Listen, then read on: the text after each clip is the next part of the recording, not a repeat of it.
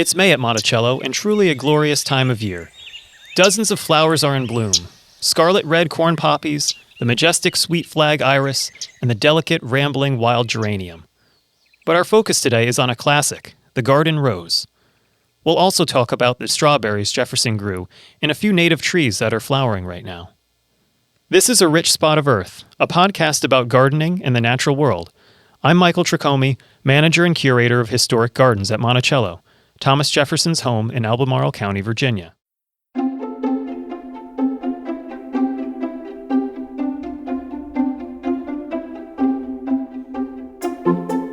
Jefferson and other American gardeners cultivated what we now call old garden roses from Europe. They are the ancestors of our modern hybrid tea roses. Curator of plants Peggy Cornett sat down with flower gardener Debbie Donnelly to discuss some of the roses Jefferson grew. First, they talked about Rosa gallica, a species native to southern and central Europe. It was prized in ancient Greece and Rome. The Greek poet Sappho described it as the queen of flowers. In medieval gardens, it was celebrated for its medicinal properties.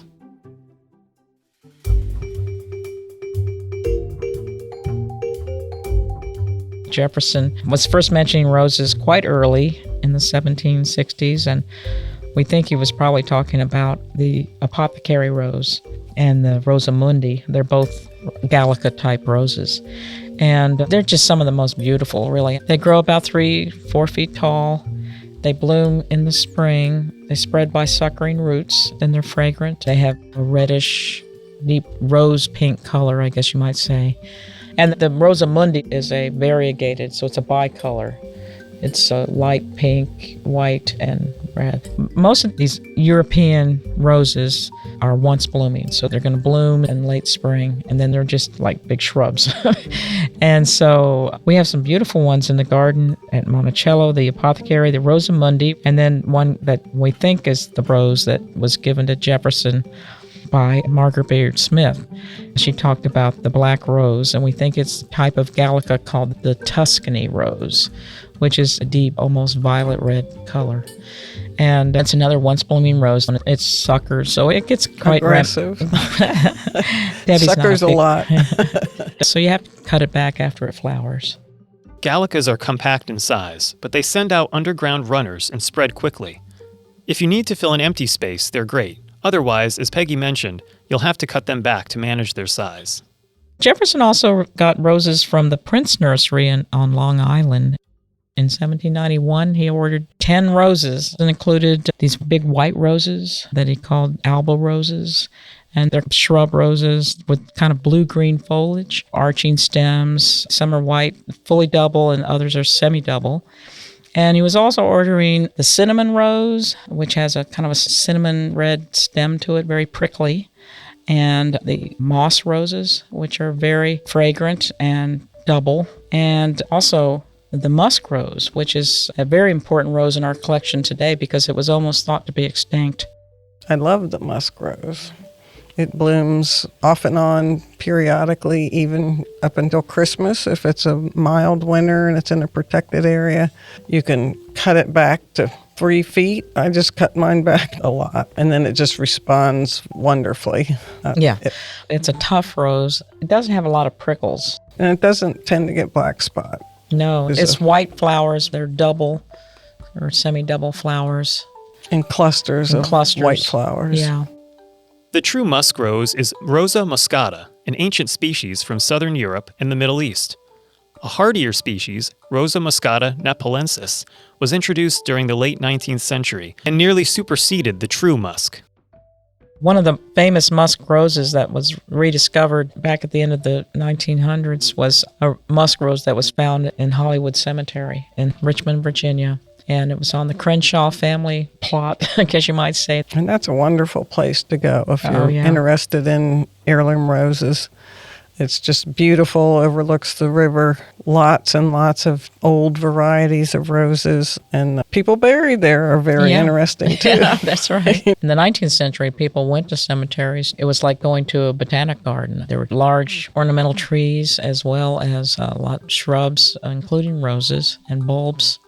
For centuries in Europe, the rose was associated with fleeting beauty because most roses bloomed just once during the spring. Then there was a rose revolution. What really changed in the early 1800s was when roses from China were introduced that were repeat blooming. And that was a real sea change in roses. So the roses chinensis, the China roses, they brought this ever-blooming quality. And we have a collection of roses that are called the noisette roses. And those are roses that are hybrids from the musk rose that was crossed with the old blush China rose. The white European musk and the bright pink old blush China rose produced a new pale pink rose that was sweetly fragrant. And, as Peggy mentioned, they bloomed repeatedly through the spring and summer. The French breeder Louis Noisette developed many varieties from this cross. At our Center for Historic Plants, we have a garden that features noisette, musk, and China roses, telling the story of how the noisette rose developed. Please join us for our next open house on Saturday, May 25th from 9 to 2 to see and purchase these and other rare historic roses. Strawberries are one of the delights of the May garden. Jefferson grew a few different varieties, which I discussed with Peggy and Debbie. The alpine strawberry, or the wood strawberry, was popular in Europe and was brought over. That is a strawberry that Jefferson cultivated. It's a very small but very fragrant and very sweet tasting strawberry. The other strawberries that were cultivated were the wild strawberry, the Fragaria virginiana, that could be found just in fields and woodlands throughout the United States.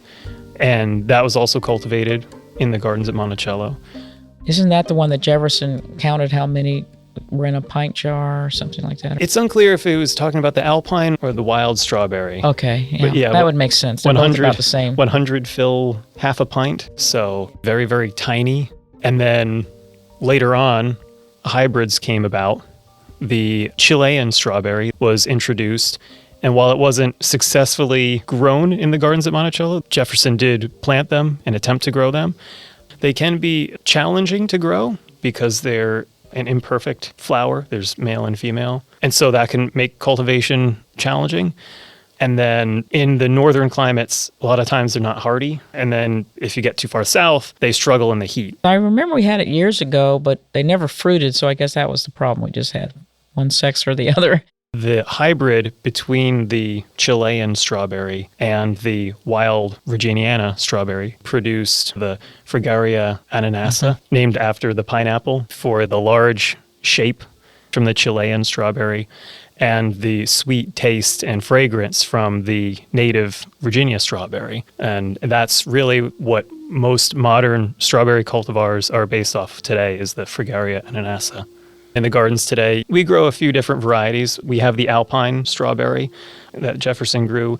We also have Chilean strawberries. We have scarlet strawberries, which is the wild strawberry.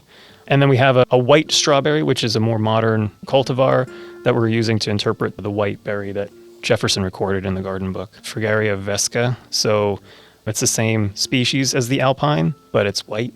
Aren't you mulching them with pine straw or something? That's good for them, yeah. Yeah, strawberries, they like that acidity. And so mulching with pine straw, that's a common practice. Helps prevent weed pressure and Keeps them clean. A lot of times strawberries can get beat down into the dirt, and it's hard to clean them, to wash them, get the dirt, the grit out of them. And so this can keep them cleaner. yeah, it's very low growing fruit right on on the a ground, very basically. small plant, just 6 inches, if that, above the ground. And some strawberries send out runners, and others are more just bunching. And there's all different methods of cultivating strawberries. Some gardeners like to let the runners do their thing and take over, and others like to prune them and keep them contained in little compact plants. I guess if you're growing them commercially, you want to get the biggest fruit possible, so reducing the amount of energy to put out a runner would help keep the plant, like you say, contained, and then it would make a bigger fruit set. Exactly. Yeah. Many times, a larger fruit comes with less Less sweetness, flavor, yeah. less Yeah. flavor. Constantly going back and forth between how large of a fruit do you want versus the sweetness, because you could be picking those tiny little berries for a long time, but they have such an intense flavor that sometimes it's worth it. I encourage visitors to try the alpines. There's just so many berries there, and it's really neat to taste a strawberry that you don't find very often anymore. We're so used to these commercially grown, very large berries, and again, with that reduction in flavor. So trying an alpine strawberry is a real eye-opener for a lot of visitors. And they're growing right in a bed in front of the garden pavilion, which is a focal point in the vegetable garden at the midpoint. And they're on a slope, and so it's easy for kids to reach into there. And so it's in an ideal location. We don't encourage people to pick things from the garden, except in this particular case, I think it's acceptable. Yeah, that's really the one thing that I do definitely encourage people to try.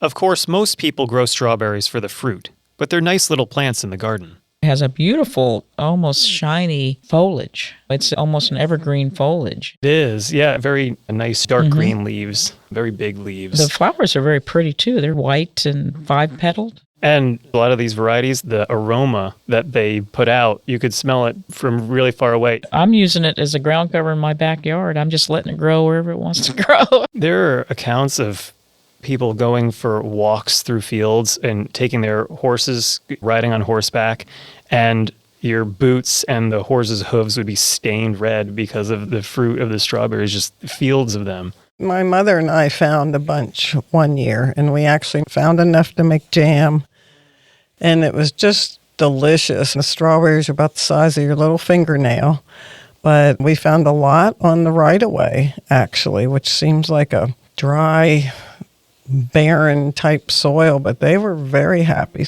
Best jar of jam I ever made. Now let's hear from a recent visitor to Monticello. My name's Andrew Pooley. I'm from Pennsylvania. Been beautiful here. The gardens are very impressive. I was a former vegetable farmer, so very cool seeing all the vegetables and all that. We love being here. For 200 years, 2 tulip poplars planted in Jefferson's time stood sentinel by Monticello. Sadly, they had to be taken down in 2008 and 2011, but tulip poplars remain one of the most impressive trees on the mountain. Horticulturist Robert Dowell joined Peggy to talk trees. Jefferson really admired a lot of our native tree species in Virginia, and one of the premier trees on his hierarchy of trees would be the tulip poplar. It's one of the largest, tallest trees in the landscape. He wrote to Madame de Tessé in Paris that the tulip poplar and the white oak were the Juno and Jupiter of our groves. I also understand that the west portico was supported by trunks of tulip poplar trees before the columns were completed. And so it was a rustic look of the house being supported by these massive logs of tulip poplars. And of course, they flower. They're called tulip poplars because their flowers look like tulips, and they're yellow and green, very pretty, and just is quite a stately tree. The Latin name is Liriodendron tulipifera. And despite the common name being tulip poplar, it's not a true poplar. Poplars are a different genus, Populus. It's actually in the magnolia family. It naturally grows very tall, has a columnar habit. Oftentimes in river bottom areas, you see very large specimens. They can be 100 feet tall and have trunk diameters 3 feet or greater. They're a very common tree throughout Virginia, but its range is up and down the East Coast, but it gets big. Huge. So if you live in a postage stamp yard, I wouldn't recommend that one. They're very easy to identify because they have a very distinct 4-lobed leaf that's unlike any other deciduous tree I can think of, at least in Virginia. And the buds are also quite distinctive. When the tree is dormant, they have these spoon-shaped buds that make it easier to point out from an oak or a hickory that it often occurs alongside. And like Peggy was saying, it has beautiful tulip-like flowers that the bees love, and there's a honey made from it that's often sought after by a lot of people. And of course, we have to remember that Jefferson's retreat home in Bedford County was Poplar Forest, and it was named after the massive tulip poplar trees that still grow there. There are some still original tulip poplars there from Jefferson's time period. They're really magnificent. And it's not unusual for them to hollow out. They're still stable and strong. It's just the center starts to decay. So you do find some that you could practically walk inside them. One of the tulip poplars that was taken down, the one in 2011, had a very solid trunk, and they were able to carve it out and make a trough for the smokehouse. And it's actually on display at Monticello under the south wing of Monticello. You'll see it in there. Another interesting thing about that tulip poplar that was cut down is that a young tulip poplar suckered up from the base of it, and it's quite large already. So it is a direct descendant from the original. Yeah, it's coming right out of the center of the decaying stump that's still on the west lawn. And it's been flowering for the last couple of years, so we're definitely going to take advantage of that.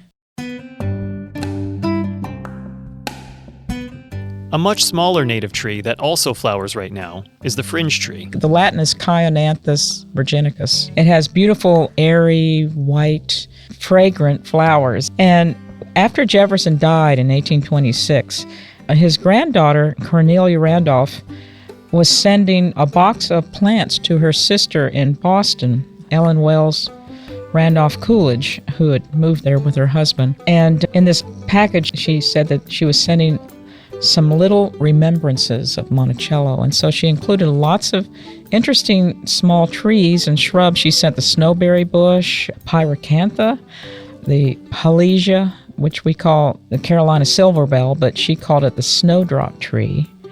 And then the other tree she sent included the fringe tree. And she said she felt like it might be tender in Boston, but that her family could grow it indoors or in a greenhouse. But I think it is pretty hardy. Oh, yeah. It's hardy to It'll grow all the way up to the northern Midwest and New England, so Yeah. it's certainly hardy in Wasn't Boston. sure, so she was making that kind of caveat.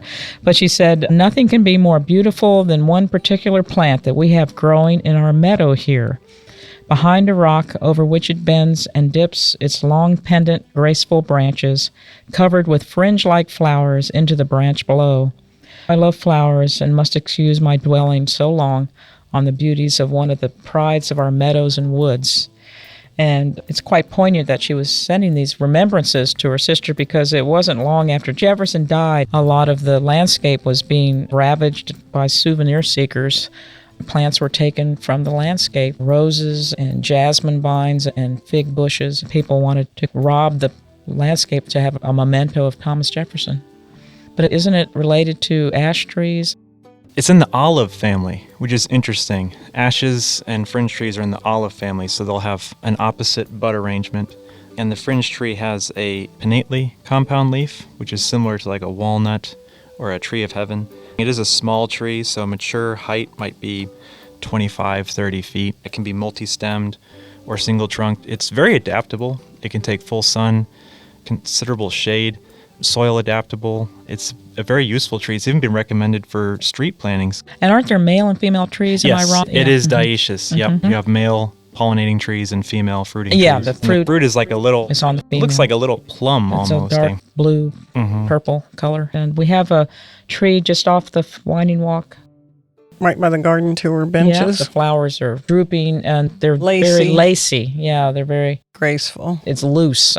It's just a loose cascading kind of flower. When I found one naturally growing in my woods at home, I was just thrilled. The fringe tree would be a good choice as an alternative to crepe myrtle, maybe. I think it would be a great tree. It probably blooms best in full sun like most flowering trees, but it can also grow in deeper shade too. And it does, too, create a dappled shade, which is really nice if you're putting it near your patio. Yes, it would be a great plant for And then you get the scent as well. I need to go plant one right now.